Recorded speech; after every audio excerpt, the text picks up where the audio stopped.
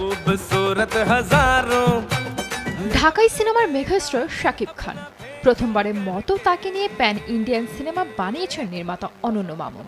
দরদ শিরোনামে এই সিনেমায় শাকিবের বিপরীতে অভিনয় করেছেন বলিউড অভিনেত্রী সোনাল চৌহান। শুক্রবার বাংলাদেশ ও ভারত সহ বিশ্বের 20টির বেশি দেশে মুক্তি পেয়েছে দরদ। শাকিব খানের সিনেমা মানেই উত্তেজনা, উন্মাদনা। এই সিনেমার ক্ষেত্রেও তার ব্যতিক্রম হয়নি। কিং খানের দরদ নিয়ে ভক্তদের উচ্ছ্বাস ও আগ্রহ দিচ্ছে তারই প্রমাণ।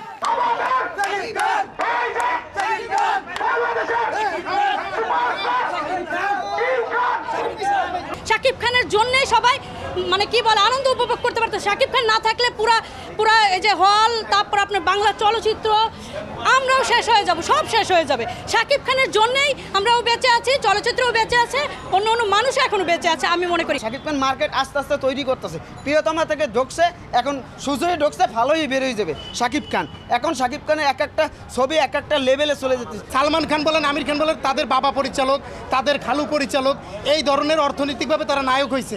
শাকিব খান কিন্তু স্ট্রাগল করে নায়ক, আজকে প্রতিষ্ঠিত নায়ক। অতএব তাকে নিয়ে কারোর সাথে তুলনা চলে না। এদিকে প্রেক্ষাগৃহ মালিক ও কর্তা ব্যক্তিদের সঙ্গে কথা বলে জানা যায়, এ বছর এখন পর্যন্ত যে কয়টা সিনেমা মুক্তি পেয়েছে, মাল্টিপ্লেক্সে প্রথম দিনের সর্বোচ্চ বিক্রির রেকর্ড করেছে দরদ। সিনেমাটির প্রথম দিনের টিকিট বিক্রি হয়েছে 30,68,000 টাকা। অন্যদিকে দরদ প্রসঙ্গে পরিচালক অনন্য মামুন জানান, বাংলাদেশের সিনেমা ঈদকেন্দ্রিক হলেও দরদ দিয়ে সে প্রথা ভাঙতে চান তিনি। চিন্তাই করতেছিলাম, ঘুমাইতেই পাইনি যে কখন সকাল হবে আর কখন ঈদের নামাজটা পড়তে যাব। তো এটা আমার কাছে এইরকম।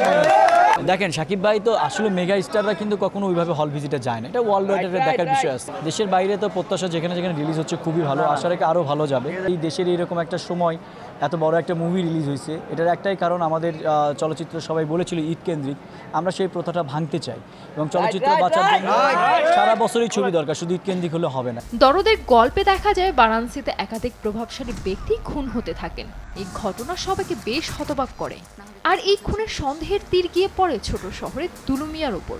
এই সিনেমা দুলুমিয়া চরিত্রে হাজির হয়েছেন ঢালিউড কিং শাকিব খান আর ফাতিমা চরিত্রে বলিউডের সোনাল চৌহান। বাংলাদেশ ও ভারতের যৌথ প্রযোজনা রোমান্টিক সাইকো থ্রিলার ঘরানার এই সিনেমাটি পরিচালনার পাশাপাশি কাহিনী এবং চিত্রনাট্যও লিখেছেন অনন্য মামুন। শাকিব খান ও সোনাল চৌহান ছাড়াও দরদে অভিনয় করেছেন পায়েল সরকার, রাহুল দেব সহ আর অনেকে।